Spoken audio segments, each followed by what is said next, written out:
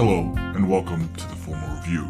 Today, we'll be having a very special episode looking at 3 different movies. Now sit back, relax, grab your drinks, and let's talk about these movies. What's up, everyone, and welcome back to the Formal Review. This is Season 4, Episode 29, and I thank you all for tuning in once again. Now, welcome to the first episode in the Oscar Academy Awards series, as we are now in award season, and there's still a lot of movies to be seen. So every year, I watch all the films that have been nominated for Best Picture, Best Director, and then all the acting categories. I then sometimes watch the screenplay movies if I have time, or if there's only 1 or 2 that I haven't seen. Now that the films have been nominated, there's a long list of them that I haven't seen yet. So there's only about a month to put out all these analyses, so we're going to be increasing the amount of films covered in each episode to 3 for this limited amount of time, and then at the end of it all, I'll have a full episode going into my thoughts and predictions for the Oscars. But in this episode, I will be going into King Richard, Drive My Car, and Don't Look Up, so stay tuned.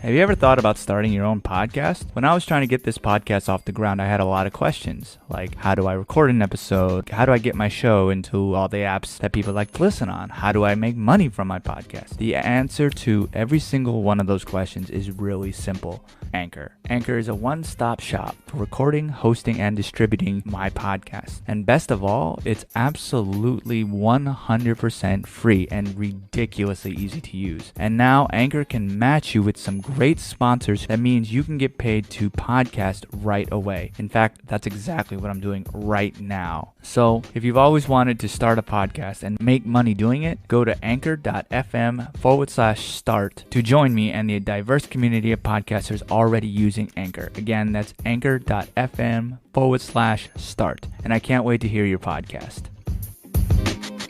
Now, before I get into anything, I do want to preface this episode with a slight spoiler warning for these 3 films. As I always say, I do suggest seeing the films before you have to hear what I have to say about it, so you fully understand everything. I will do my best to keep the analysis fairly vague, but if you don't care about that, just keep listening. Also, I know I talk about this at the end, but the data shows that most people don't listen to that part, so I want to talk about it here and reiterate the importance of leaving reviews on your favorite subscription services. I do read those because I do want to grow, because these episodes are really for all you listeners out there, and I want to keep this entertaining. So what do you want to hear? Do you want to hear games? Do you want to hear more of the 4K stuff? Do you want to hear me talk about a certain movie? If you want to come on and talk to me about something, if you want to debate, I'm always open to do stuff like that, so you can always reach out to me on social media. I always want to grow and improve, and just because something works doesn't mean that it cannot be improved. So if there's something that you want me to improve on, let me know, and I will grow as such. Anyway,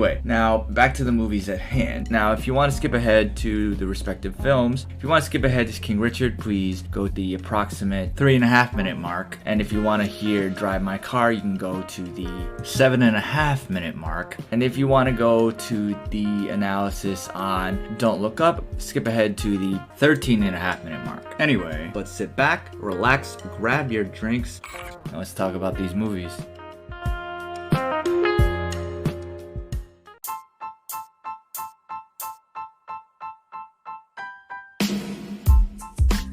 King Richard is a biographical drama directed by Ronaldo Marcus Green and written by Zach Baylin. It follows the life of Richard Williams, the father and coach of the famed tennis players Venus and Serena Williams, who also were executive producers on the film. It stars Will Smith in the title role, Aunjanue Ellis, Sania Sidney, Demi Singleton, Tony Goldwyn, and John Berthon. Now, this film has Richard telling almost everyone that his daughters are born to be stars and that he has an 84-page plan to achieve that dream. Now, it's one that most have heard before when it comes to biopics. It's even one that somewhat feels too good to be true. Now, like any film based on a true story these days, the end of the film has a montage of real-life footage intended to assure the audience of its accuracy. However, in addition to that, like a lot of other biopics, this is not a documentary, and as such, it does take some liberties with the story for dramatic effect. However, there are still some real-life moments in the film that it recreates. Both Venus and Serena Williams were producers on this film and did give their film the blessing, which does give it some credibility. It does have some small details such as the family Volkswagen bus or Venus's hair beads when she's up against Vicario. And then it also does well with the bigger details, such as Richard coming from Louisiana and having run-ins with the Ku Klux Klan. Now, the Williams sisters grew up in Compton, where Richard began training them when they were only 4 years old. This film does remove the fact that he also trained the middle daughter, who was a talented tennis player, trained with them, and might as well become the third Williams sister if she did not injure her back. Now, the main but also small change was that Richard was not really interested in tennis because it was a sport that featured few black athletes. He became more interested in the sport after watching a women's match on TV and hearing that the winner won $30,000. Now, this film definitely puts Richard in a more sympathetic light, even though he was an extremely controversial figure during the 1990s. Honestly, one could say that it almost rewrites the story to show this dedicated father figure instead of a man who used questionable tactics to push his daughters. Some of the questionable acts that Richard did with his daughters was that he banned his daughters from dating to basically remove the idea of motherhood from their minds, and he also ripped off heads of dolls that the girls brought home. And all of this is to say that King Richard is not a true story, but it's more of a Hollywood biopic that one should take with a grain of salt. It's a great story, no doubt, but it's also a specific version of that story. But honestly, one cannot really deny that he and his daughters have lived an incredible life. Now, having said that as well, this film seemingly is almost rewritten in a way that Richard seemingly wrote this screenplay himself, because Richard is honestly the hero of this film, and it shows him as the main reason for everything that happens to the Williams sisters. From that point of view, this is very much a Will Smith film, and he does give a very committed and excellent performance as Richard Williams. Smith has been a fantastic actor for many years, from actual acting films to action stories, and in this one, he does capture Richard's personality and physicality, the diction, and also the Louisiana accent that Richard was known for. And the girls who play Venus and Serena Williams are also great and fairly believable as the young people who will eventually become the future tennis all-stars. Now, director Green is able to emphasize the human story while also putting in the behind-the-scenes contracts, sponsors, and coaching philosophy that not a lot of people know of. And really, it does show how a black family was able to conquer the very white sport of tennis, and really how Richard pushed them to get them to succeed. But for a film about famous tennis playing sisters, one, there's not that much tennis. You don't see them step really on a court for about 30 minutes, and then there's some tennis, and then there's not much more until the last half an hour, which is basically all tennis. There's a lot of lecturing and also intertwined with some great scenes. Now, honestly, it is a very odd choice to take the story of possibly two of the greatest American athletes ever and make it about their father, even with Will Smith playing him. Now, if you want to learn about the full scope of the Williams' careers and challenges, there's plenty of films that were made by ESPN. Now, the acting is on point here, the themes are great, the ending and the direction is great. However, it does struggle with the details of the true story, and again, weirdly focuses on the father figure and not the daughters. And I would rate this honestly a 4 out of 5. Now on to the next film.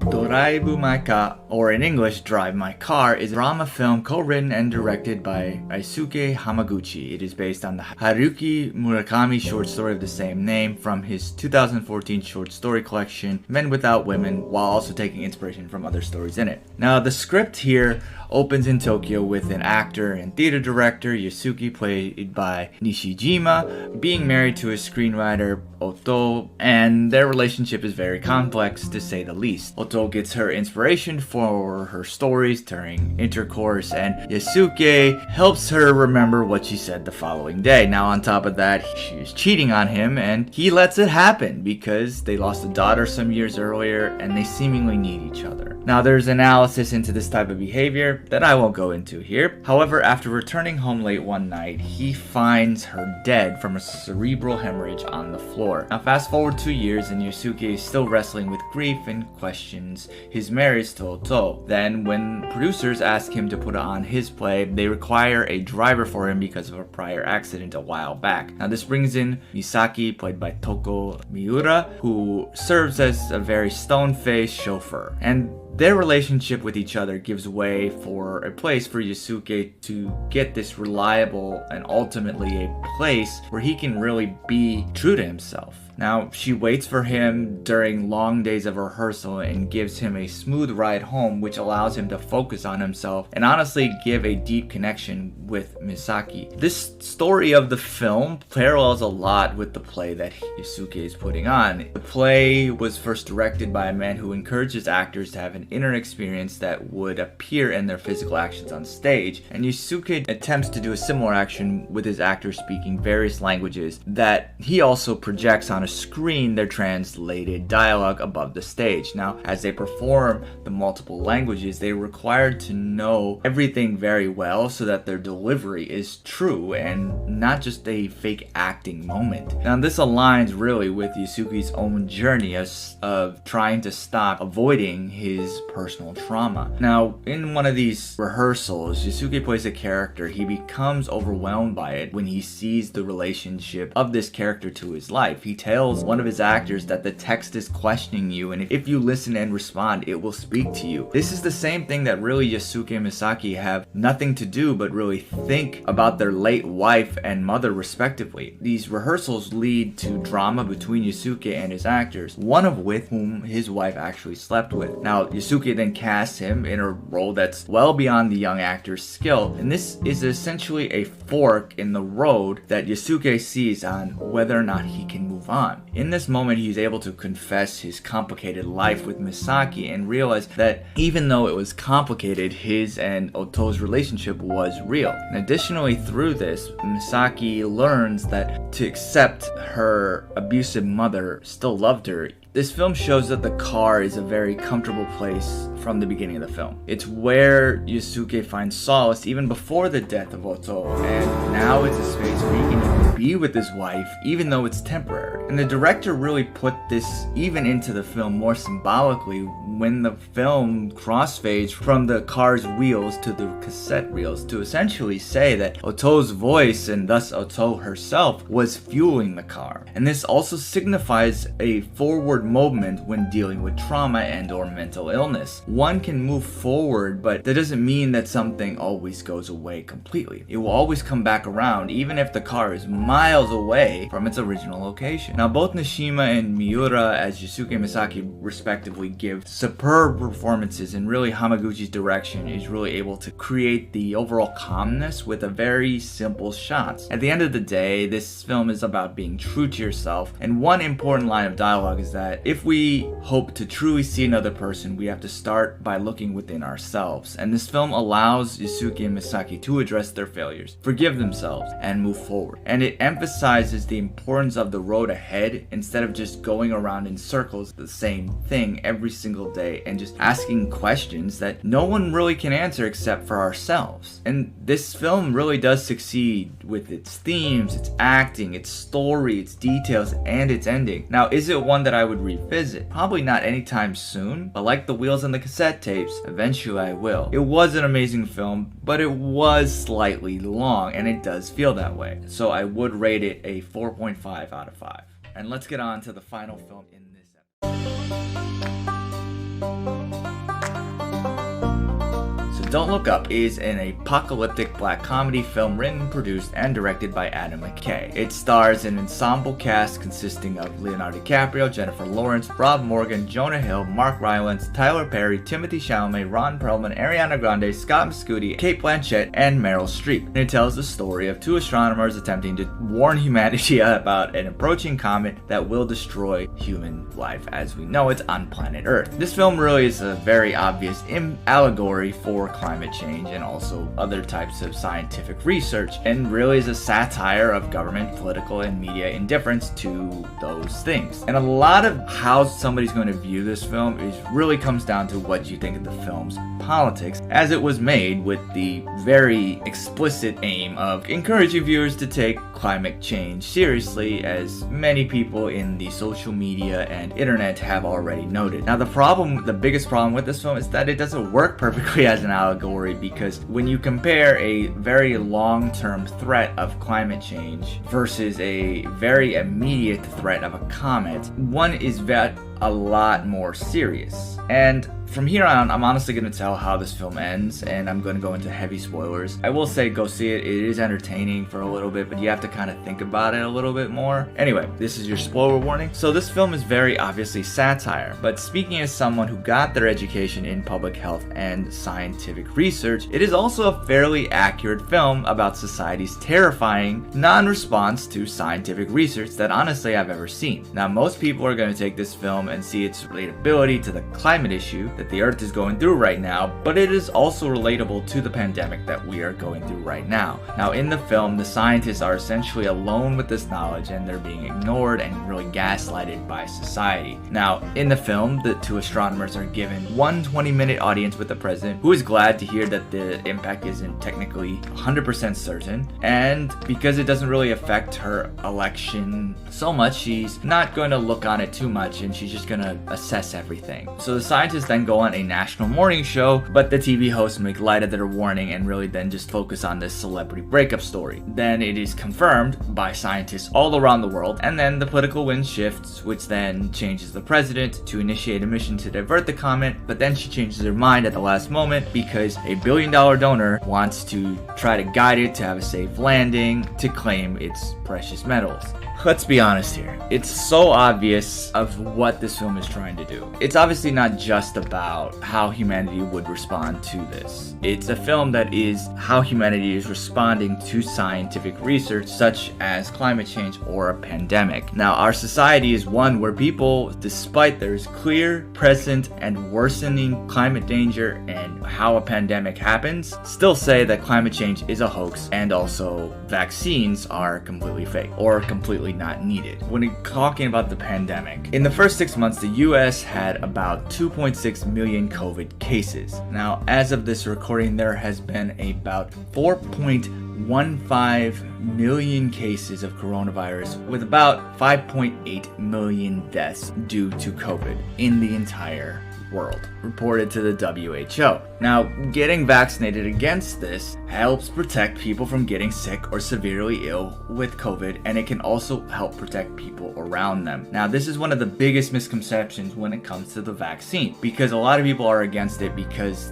they think, oh, it doesn't cure it. Well, vaccines aren't meant to cure it. It's really helping to protect you from being severely ill. Vaccination, at the end of the day, is the most effective method of preventing infectious diseases and immunity to many types of diseases due to vaccination. And you can look at multiple cases of this happening in the past, such as the eradication of smallpox, and then also restricting diseases such as polio, measles, tetanus from much of the world. And the effectiveness of vaccines has been widely studied and verified. Now, vaccinations given to children, adolescents, adults are all generally safe. Adverse effects, if any, are generally mild. Now, this rate of side effects really does obviously depend on the vaccine in question. As with any medical treatment, including just taking a over-the-counter ibuprofen from your local drugstore, there is a potential for complications, such as allergic reactions. The difference here is that vaccines are given to healthy people instead of taken as a reason for a cure. So a higher standard of safety is obviously demanded. This is all really going into how these things are developed. At the end of the day, while serious complications from vaccinations are possible, they are extremely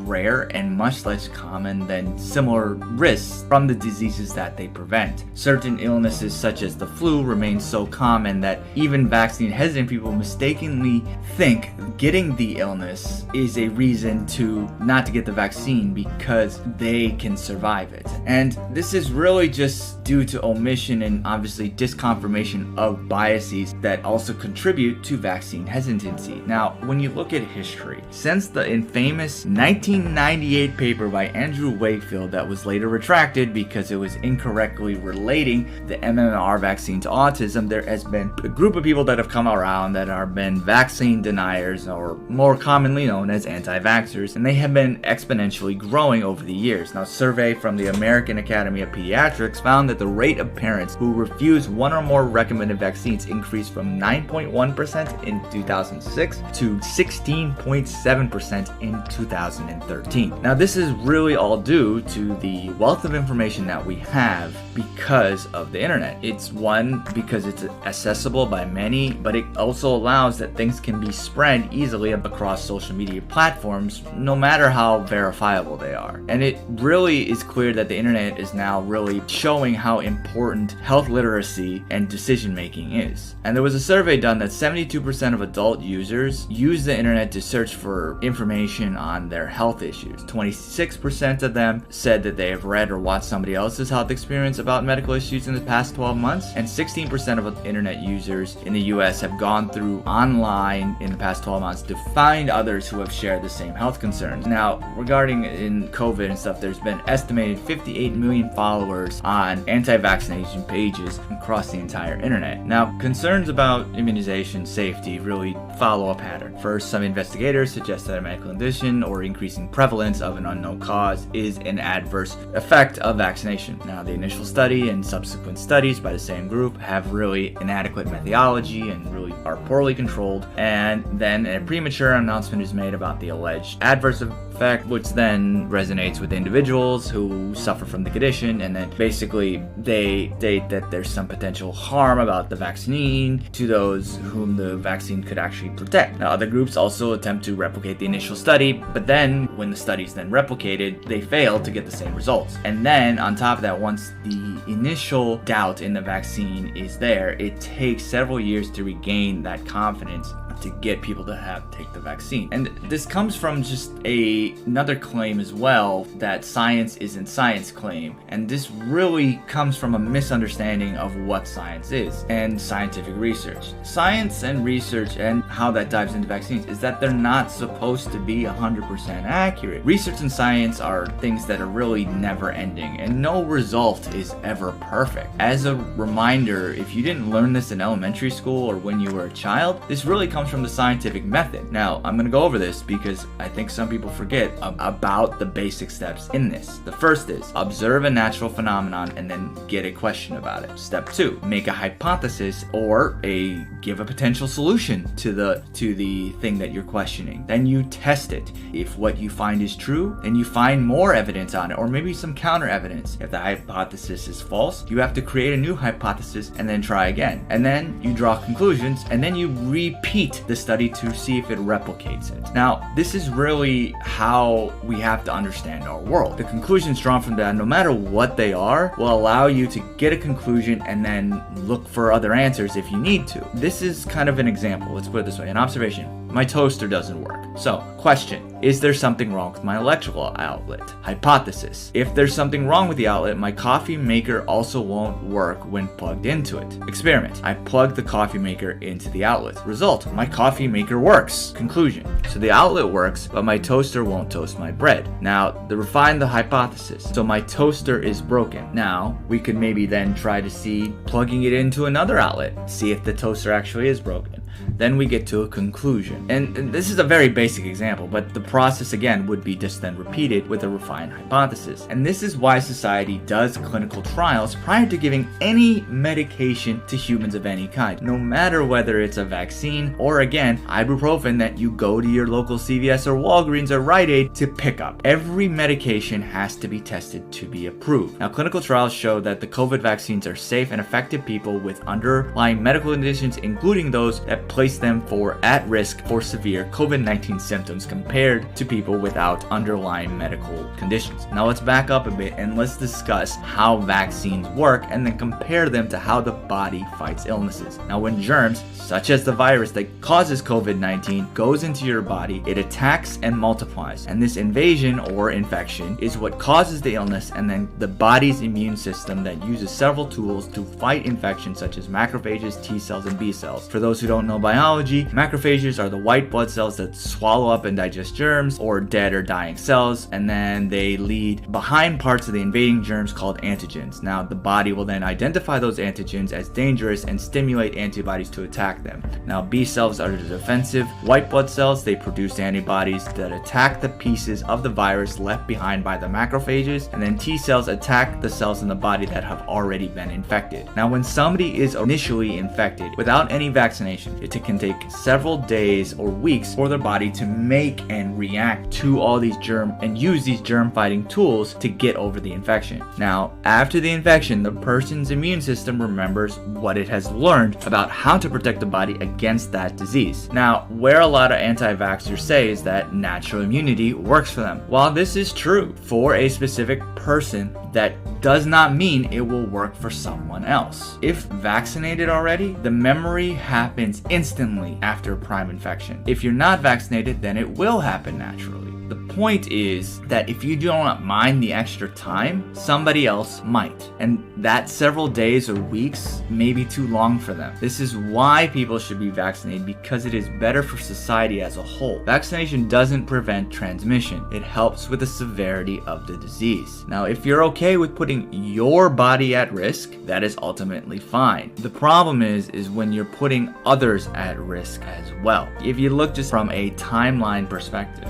let's just say as a healthy 31-year-old, you're able to develop all this naturally and you're fine. But somebody who's, let's just say 65, they need to have that happen instantly. They can't wait several days or several weeks. And even so, because of the initial infection, because of the vaccination, your immune system is exponentially more prepared than it is even if you have quote-unquote natural immunity. You're going to be better prepared no matter what with vaccination. It's basically if you're willing to risk yourself and willing to survive. There's been also a misunderstanding of what the vaccines are. So Pfizer and Moderna are two vaccines that take messenger RNA, and the Johnson & Johnson vaccine has a harmless version of the virus that is unrelated to the virus that causes COVID. Now, these vaccines both give instructions to your body to create this immune response, and this response protects you from getting really sick with COVID in the future. Now, after the body produces this immune response, it discards all of the vaccine ingredients just like it would discard any cell in your body that it no longer needs. This is something that the body normally does.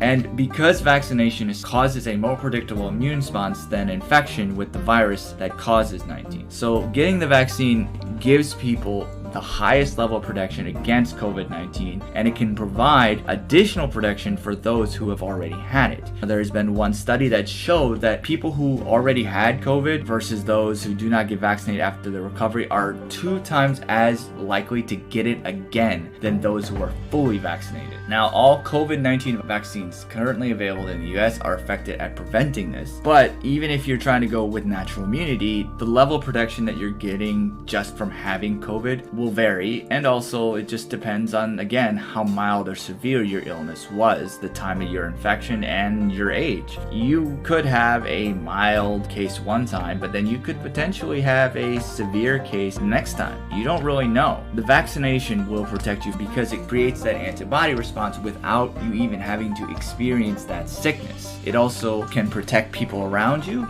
especially with those who have increased risk for illness. Now, if you get it, you can cause severe illness or even death, and you can't really predict whether you're going to have mild to severe illness. If you get sick with COVID, you can spread to others. Now, if you're unvaccinated, you can also have long-term health effects after the initial infection. Now, the question is, again, who should get vaccinated? Now, there are very limited people who should not take the vaccine. Now, those are people who have had allergic reactions to vaccines in the past, and the only people that can tell them if they can or cannot are their doctors. Now, the only other situation is that if you've had an allergic reaction to the COVID-19 vaccine, then you shouldn't take that one again. So in other words, if you've got a reaction from either Pfizer or Moderna, you shouldn't take those, and you should take Johnson & Johnson. Now, if you've got an allergic reaction from Johnson & Johnson, then you should not take Johnson & Johnson, and you should take Pfizer or Moderna. However, you would only know this if you already took either of them once. And if you took one, then you can take the other, and if you're allergic to both, you're allergic to both. But again, you would have taken it at least once. Now, there are 2 things that are mainly in these ingredients that are closely related to each other. One of them is PEG, which is an active ingredient in the mRNA vaccines, and polysorbonate, which is an ingredient in the Johnson & Johnson vaccine. Now, if you're allergic to PEG, you should not get the Moderna or Pfizer, and then you can try to get the Johnson & Johnson. Now, if you're allergic to polysorbonate, you should not get the Johnson & Johnson vaccine, and you should try to get the Pfizer and Moderna vaccine. Now, all of the other ingredients are ingredients that you could find majorly in your food, such as fats, sugars. None of them have eggs, gelatin, latex, preservatives, any types of metals, and they're also free of microelectronics, electrodes, carbon nanotubes, and also nanowire semiconductors. There really isn't any reason when it comes to the ingredients why you shouldn't take it unless you already know that you are allergic to both of the things that are in the vaccines, which again, you would only know if your doctor told you that, or you've just had really bad reactions to the vaccine previously, but again, that means you've taken it at least once. So the next concern that a lot of people have is because of how these vaccines were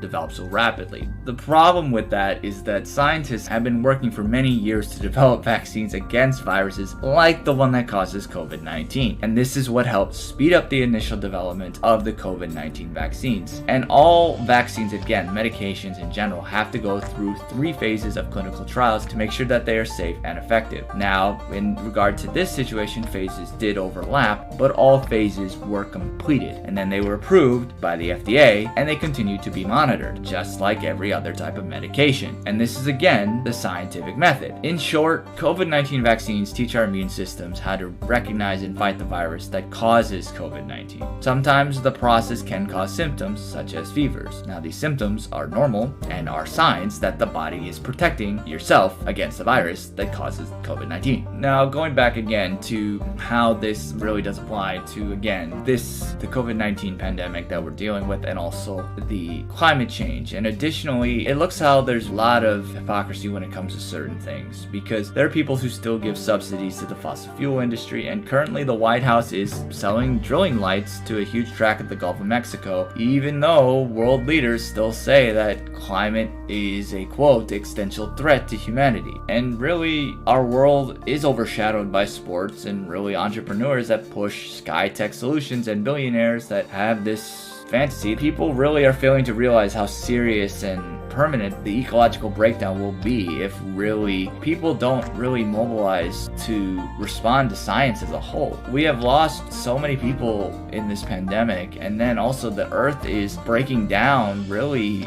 fast, and data shows that even in certain areas of the United States aren't going to see as many white Christmases anymore because of climate constraints. The reason why it's so over the top is because we've reached that point in society. It conveys this really cold truth that a lot of scientists and researchers deal with today. We live in this honest denial state that may not be as out there as this film is really showing, but it is how some are feeling. Stories like this really show the absurdities that arise from knowing what's coming, but then also failing to act on it. However, this film really only shows how people irrationally respond, and honestly, when it comes to serious issues like this, there should be more films that show humanity responding rationally. This film had some of the highest amount of views in the short amount of time it was on Netflix, and that could have been views that could have shown rationality instead of irrationality. Maybe you have a story that deals with the same thing, but do not show the society's tragic side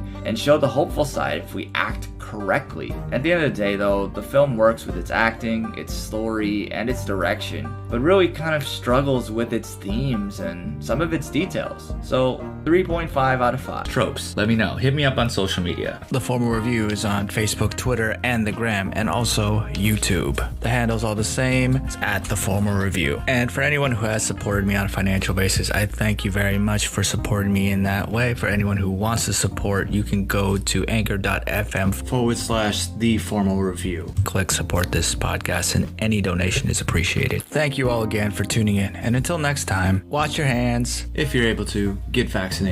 and I'll see you at the movies. Thanks for tuning in to another episode of the Formal Review. Cheers, and we'll see you next time. Characters